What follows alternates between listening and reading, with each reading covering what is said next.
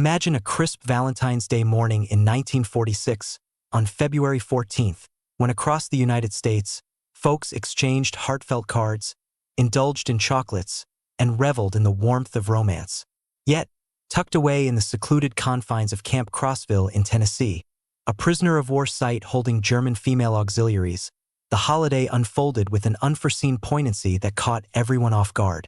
What elements of irony do you detect in this contrast between national celebrations of love and the unexpected revelations at a remote military outpost? Envision Lieutenant Colonel William Hammond stationed in his office at precisely 7:30 a.m., clutching a confidential dispatch from the War Department. His lined features betrayed a mix of bewilderment and unease as he scanned the document dated February 11th, which detailed routine protocols for repatriating the 43 German women remaining under his command. However, the true anomaly of that dawn lay not in the directives but in the quartet of handwritten missives that had landed on his desk the previous evening, February 13th. These came from 4 distinct German captives, composed in meticulous English, each pleading to postpone their return home. The rationale they offered was utterly without precedent in the annals of American military endeavors. They had developed romantic affections for their American overseers. One such letter, penned by Margaret Klein, a 24-year-old former communications specialist from Munich on February 12th, stood out for its eloquence, raw candor, and profound implications.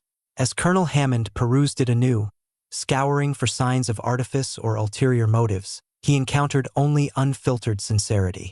Her words flowed, "I recognize that my plea defies every protocol and defies logic itself. I am aware that as the adversary, my sole desire should be to reclaim my native soil. Yet, over these 15 months of confinement, I have unearthed a sentiment I never anticipated. Overseer Thomas Bennett has extended to me a compassion I neither merited nor can now dismiss. I do not implore to linger as a detainee. I seek merely a brief respite to comprehend the stirrings within my spirit. How do these expressions elevate the tensions at play? In what ways might such entanglements between custodians and captives undermine the foundational structure of camp discipline? Such fraternization contravenes stringent military regulations, and if affections had deepened to the extent of soliciting delays in repatriation, it signaled a profound lapse in oversight protocols. Nevertheless, Hammond had overseen the facility since January 3, 1945, and held faith in his personnel, reliable individuals who had upheld professional distances, or at least that's what he had presumed.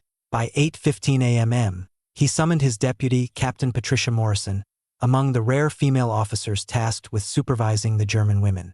She entered with an air of anticipation, as if foreseeing the summons. "You've reviewed the correspondences," Hammond asserted matter-of-factly. Morrison affirmed, "Indeed, sir. Duplicates reached me at 9 p.m.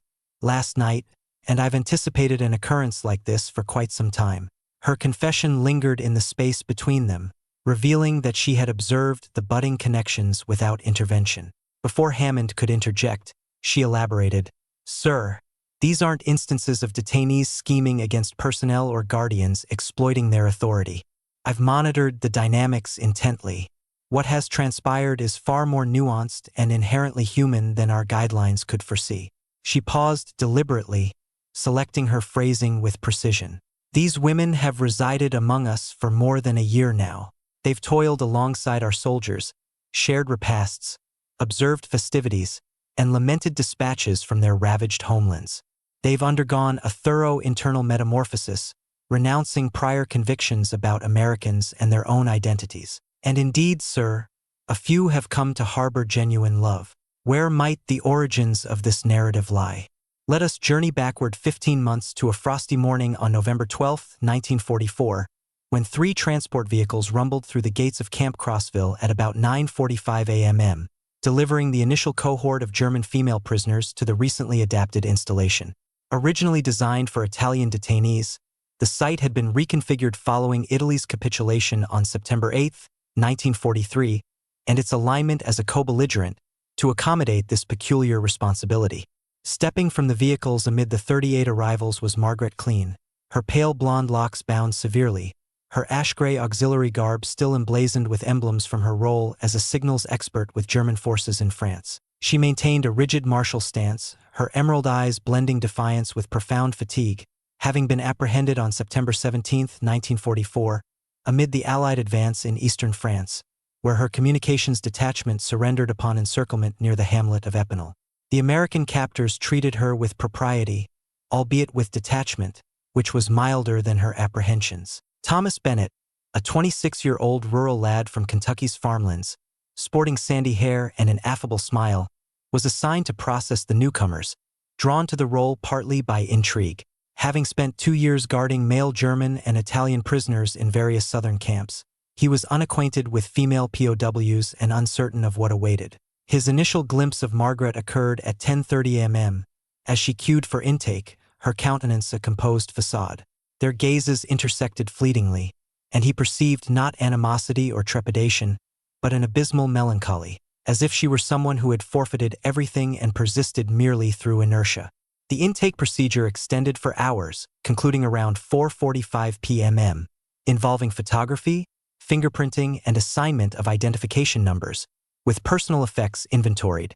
Margaret possessed scant belongings: a modest leather pouch containing alternate attire, a devotional volume, and a solitary photograph of a youthful man in Wehrmacht attire, her sibling Karl, fallen at Stalingrad on January 31, 1943.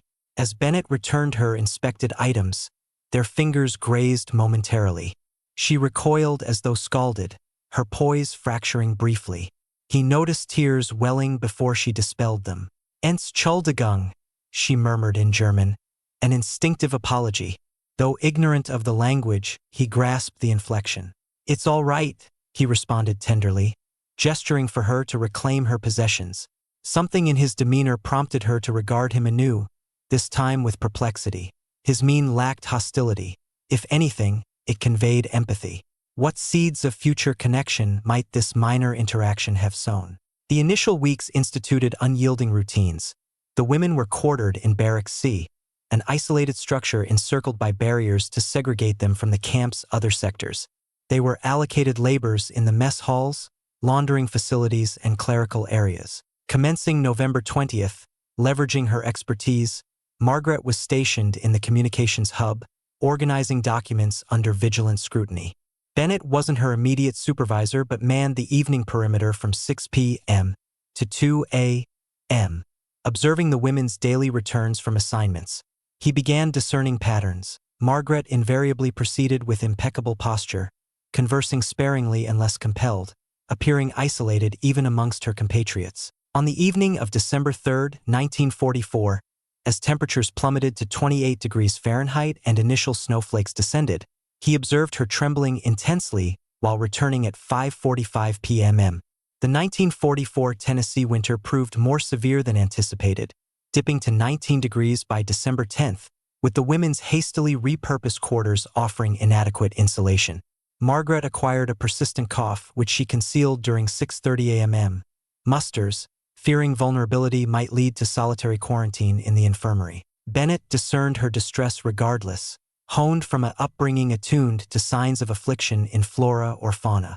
His grandmother had instilled that overlooking remediable suffering constituted a moral failing, irrespective of whether it afflicted ally or outsider. Upon witnessing her shivers on December 5th evening, he resolved to act. The following day at 2:30 p.m., he petitioned Captain Morrison for supplementary blankets for the women's quarters, citing risks of illness propagation throughout the camp. Sharing his concerns, she sanctioned the requisition at 3 p.m. Delivering the blankets on December 7th at 7:30 p.m., he encountered Margaret in the communal space, laboring over an American periodical with a German-English lexicon. She rose instinctively to attention upon his entry. "Stand easy," Bennett uttered, employing a smattering of acquired German. "Ruhen." He proffered a substantial woolen blanket. "This is for you, to ward off the chill." She eyed it warily, as if accepting benevolence from an opponent equated to disloyalty.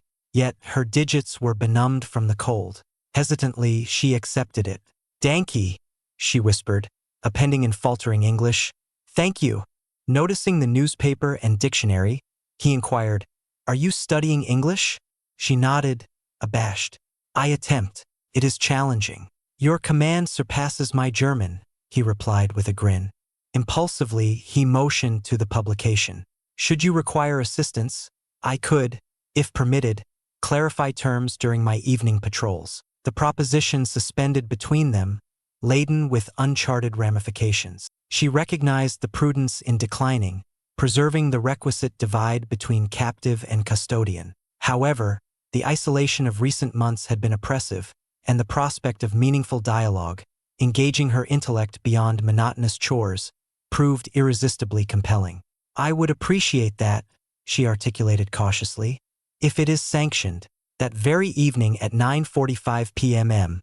Morrison recorded in her journal Bennett's solicitation to tutor English to receptive prisoners, emphasizing enhanced communications utility. She endorsed it on December 8 at 8 a.m., viewing it as a constructive measure to alleviate frictions and streamline operations. What originated as pragmatic linguistic instruction blossomed into something intricate. Beginning December 11th, thrice weekly on Mondays, Wednesdays, and Fridays at 7:30 p.m. Bennett devoted 30 minutes at the barrier adjacent to the women's barracks, aiding Margaret and two companions in English proficiency. They dissected articles, with Bennett elucidating idioms and backgrounds while the women honed enunciation. Inevitably, instruction transitioned to discourse. By December 22nd, Margaret had gleaned that Bennett hailed from a tobacco plantation near Bowling Green, possessed 4 younger siblings, and had been betrothed pre-war, only for his intended to wed another on June 4, 1943, during his overseas deployment. His candor astonished her, sharing intimacies with one deemed an adversary. Spring heralded an effusion of dogwood blooms in Tennessee, and by April 10, 1945, balmy zephyrs rendered the camp less penitentiary-like and more akin to a commonplace locale where routine existences might unfold. Yet, April 15th shattered any veneer of ordinariness with tidings that Allied forces, progressing through Germany, had commenced liberating concentration camps, with initial accounts and visuals permeating American media.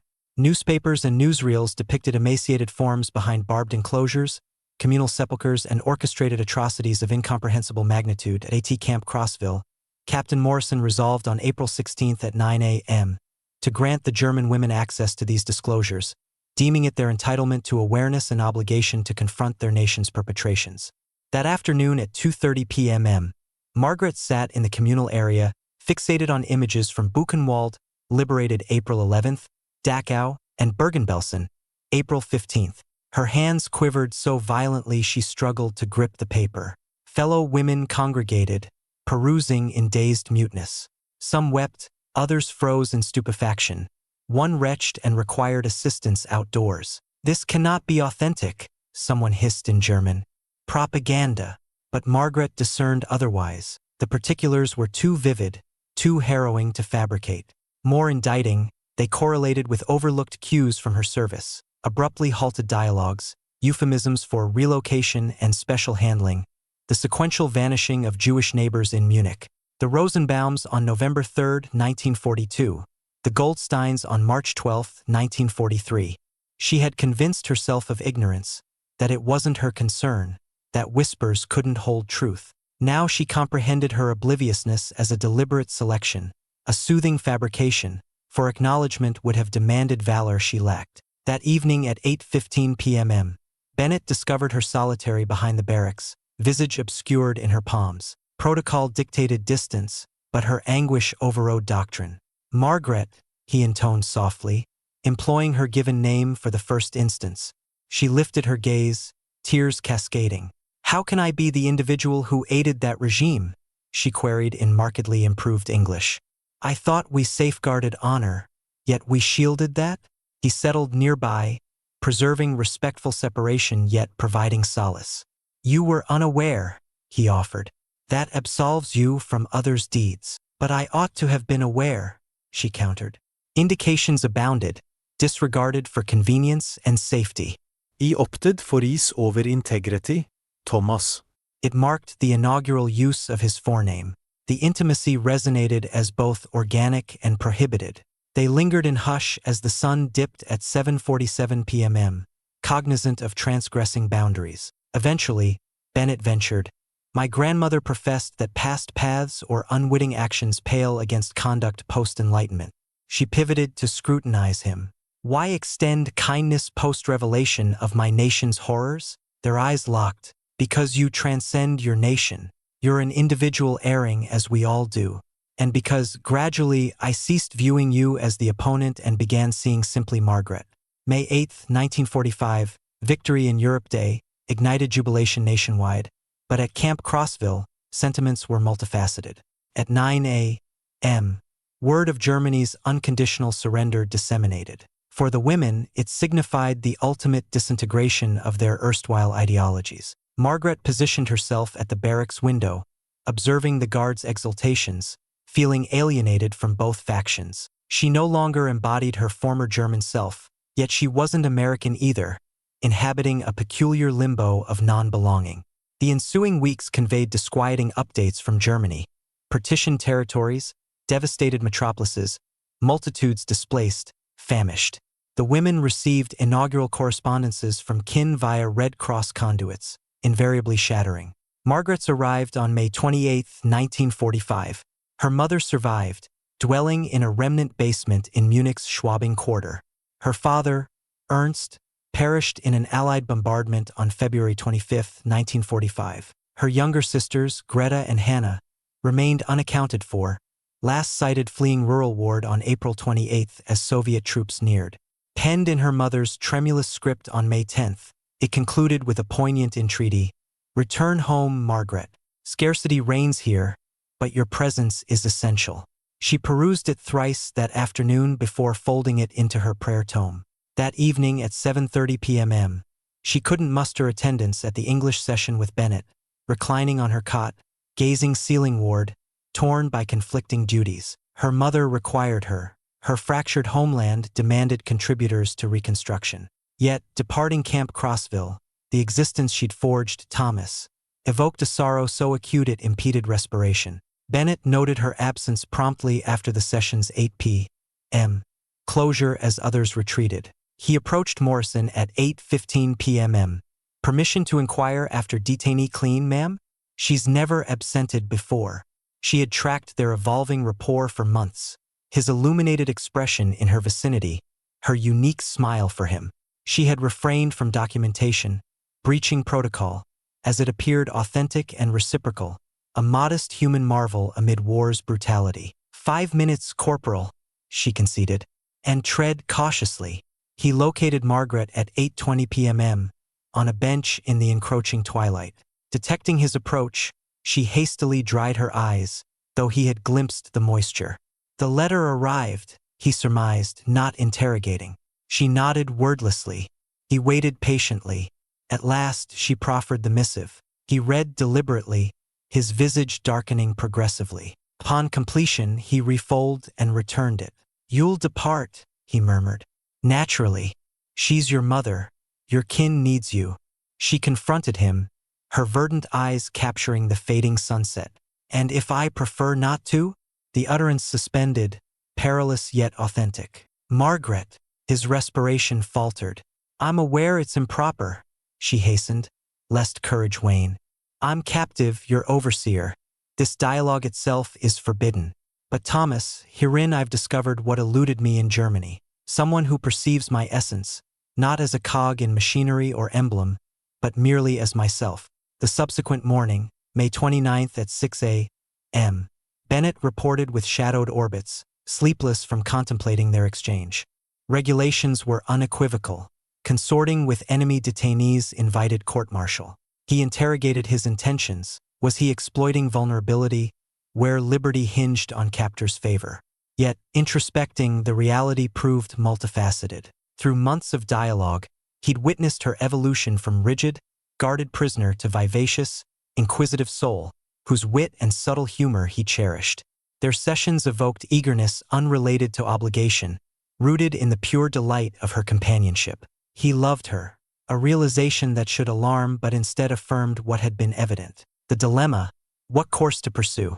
That afternoon at 2:30 p.m., Hammond convened him. The colonel's countenance was inscrutable. A fellow sentry's report arrived. Sergeant Collins submitted at 8 a.m., voicing concerns regarding your engagements with detainee Clean, implying boundaries exceeded. Bennett's gut churned, yet he stood resolute. "Sir, Hammond interposed with a gesture. "I seek neither justifications nor refutations, Corporal. I demand veracity." Have you cultivated a personal bond with this detainee? Evasion was futile. Bennett met his gaze. Affirmative, sir. And does she reciprocate? I believe so, sir. Hammond reclined, massaging his brow. Comprehend that ordinarily I'd be compelled to levy charges? Fraternization with foes violates core doctrine. I comprehend, sir. Do you also grasp that this ensnares both you and Clean in an untenable predicament? Even if sincere, pursuing while she's confined renders it coercive. She lacks liberty to rebuff, Bennett. That taints any liaison. The admonition struck viscerally, articulating a quandary he'd evaded. Could Margaret's sentiments be authentic amid the power disparity? Hammond noted the effect and tempered his tone. I'm not aiming for harshness, Corporal. I'm urging lucid contemplation of a scenario that could demolish your vocation and her prospects. He hesitated. That noted, I've personally noted Clean's progression, as has Morrison. We concur her shift is legitimate, and her demeanor in your presence is markedly altered. Thus, I'll deviate from standard procedure. Bennett held his breath. Commencing June 1, 1945, you're relieved of sentry duties, Hammond proceeded. Reassigned to administrative tasks in a separate quadrant, devoid of prisoner interaction. This resolves the ethical quandary of a custodian engaging a charge and evaluates if affections endure separation. Relief mingled with desolation. And detainee Clean, sir? She'll be apprised on June 1st of your relocation and that further communication is barred. Post-repatriation, absent authority over her, any correspondence or pursuit becomes your affair. But during custody, zero contact. The parting proved more arduous than foreseen. From June 1st through August 31st, 1945, they coexisted within the camp yet in disparate realms. Bennett handled documentation in administration, facilitating repatriations regionally. Margaret persisted in communications under Morrison's oversight. Occasional distant sightings occurred across the grounds, but any outreach jeopardized his position and her status. Morrison, evolving into an informal advisor for Margaret, assisted her navigation during Thursday 3 p.m. sessions. On June 7th, she remarked, "This may seem punitive, but Colonel Hammond safeguards you both. From what? Our emotions? The semblance of compulsion?" Morrison elucidated gently. "As detainee and sentry, the dynamic is imbalanced. Thomas wields influence over your routine, though not liberty. It obfuscates whether affections stem from authenticity or survival." These sentiments mirrored Margaret's nocturnal introspections. Did she truly love Thomas, or would such bonds form under ordinary freedoms? Was it mere attachment to benevolence amid vulnerability and solitude? Over those months, the camp's populace dwindled as male Germans were repatriated incrementally. The Pacific conflict concluded on August 15, 1945, heralding total triumph but prompting queries about the residual women's fate.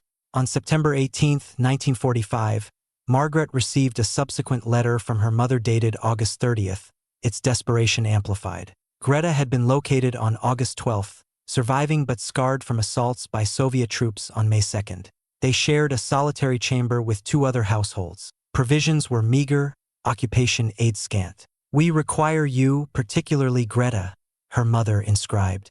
"She inquires daily. Please return." Margaret bore the epistle perpetually, its folds softening from repetition. The remorse of relative security and sustenance while kin endured was overwhelming. Yet, envisioning a Germany devoid of Thomas' resolution felt equally intolerable.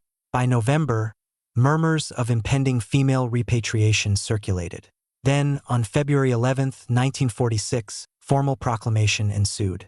Hammond convened the 43 lingering women in the primary auditorium at 10 a.m. "Ladies," he commenced, "I've obtained directives from the War Department dated February 8, 1946. All German female war detainees are slated for repatriation within 8 weeks.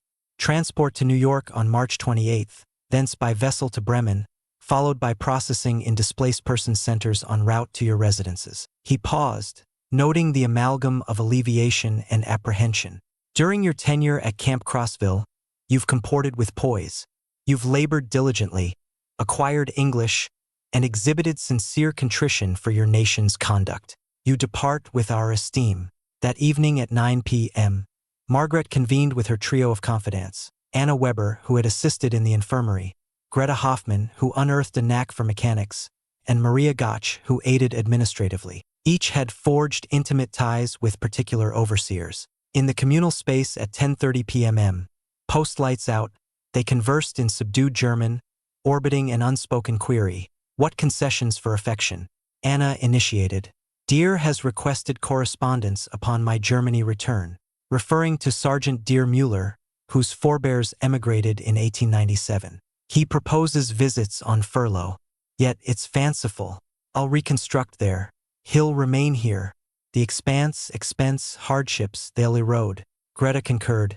Klaus echoed similarly yesterday at 4 p.m. Let's observe post-war.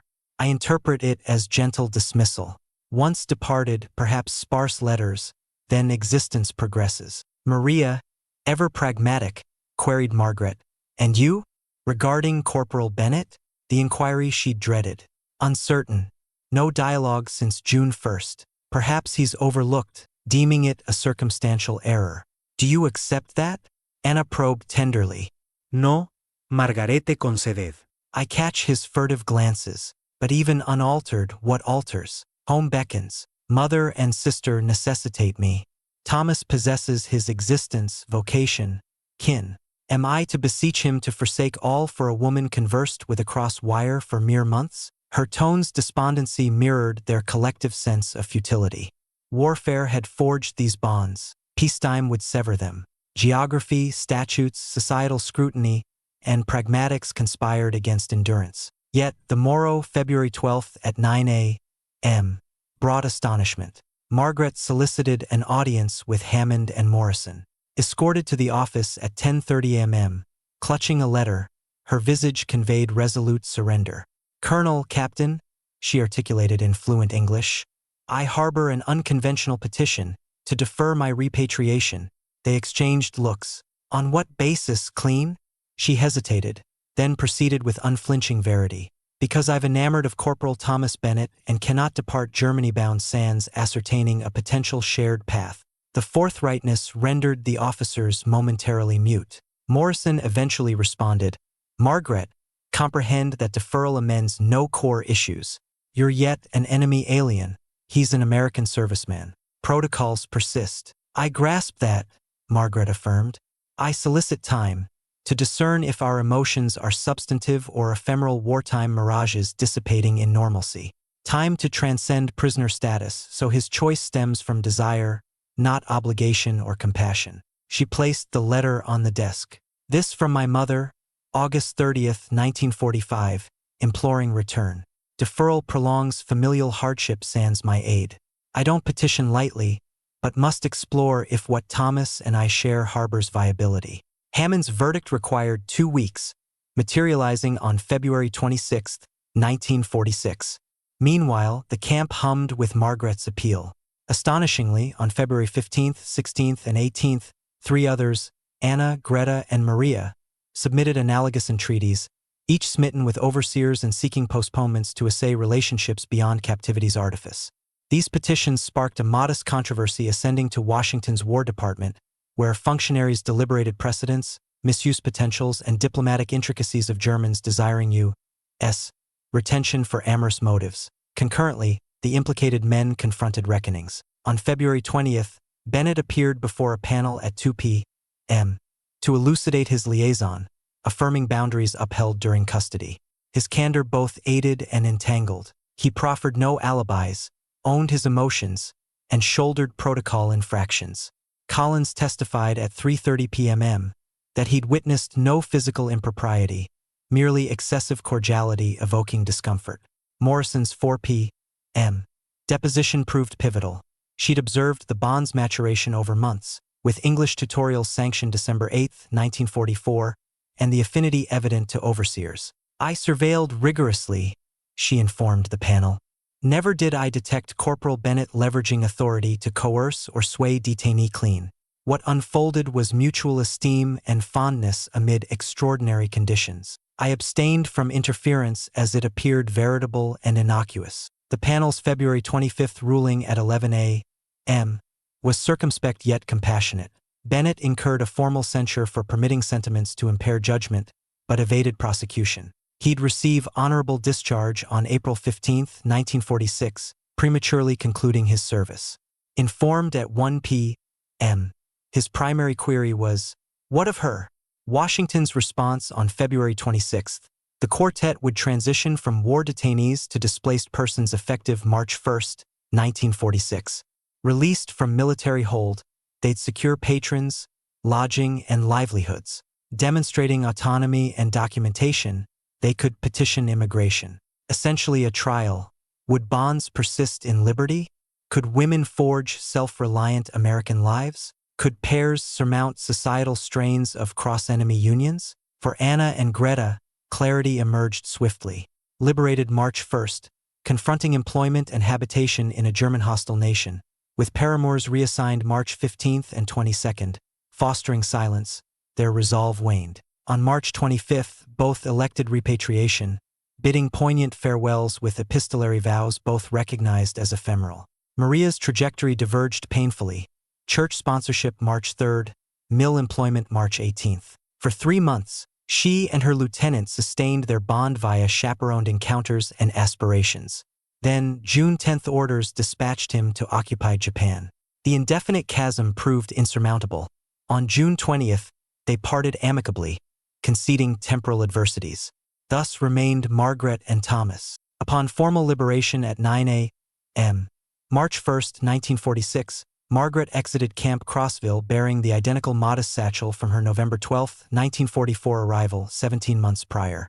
Yet she was transformed utterly. The Hendersons, acquainted via ecclesiastical outreach, extended sponsorship. Mrs. Henderson collected her at 10:30 a.m. in a weathered Ford, prattling anxiously about prepared quarters and local vocations. Margaret attended courteously, though her musings wandered. Thomas, discharged April 15, 1946, had retreated to Kentucky for familial spring labors. They'd concurred on correspondence and separation to gauge emotions sans camp constraints. However, mere weeks amplified her conviction. Her love transcended kindness amid cruelty or security's allure. It rooted in his essence, patient, reflective, principled, profoundly virtuous.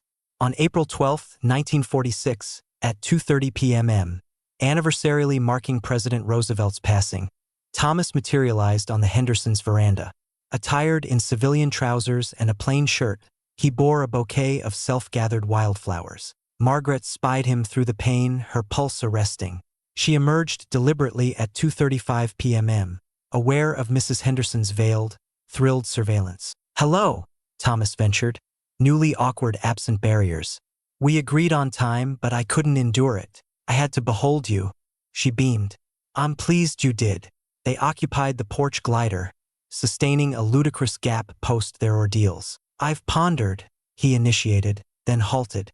"Truthfully, naught else occupies me. Margaret, I acknowledge the complexities. Family initial incomprehension, communal whispers, myriad rational deterrents." He faced her squarely. "Yet no one has evoked in me what you do.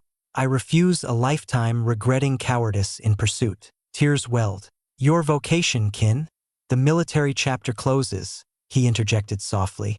"Family will acclimate upon acquaintance. The remainder, scuttlebutt, trials, will confront united, if you desire." She whispered, intuiting, "What precisely do you propose?" From his pocket, he extracted his grandmother's unadorned gold circlet. "Marriage, a shared existence in America or elsewhere requisite.